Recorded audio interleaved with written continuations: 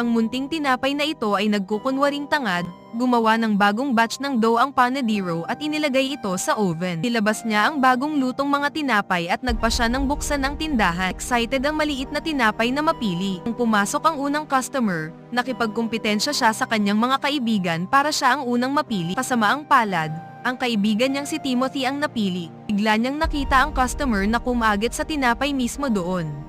Biglang nawala ang ngiti ng tinapay at nagsimula siyang magpanik.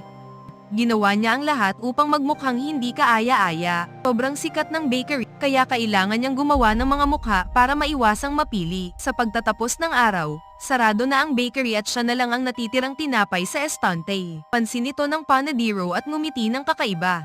Nagpasya siyang kumilos at dahan-daang inihanda ang sarili para kainin ang tinapay. Tapos niya itong kainin, naguluhan ng tinapay dahil naging multo na siya. Masaya siya dahil maaari na siyang umalis sa bakery.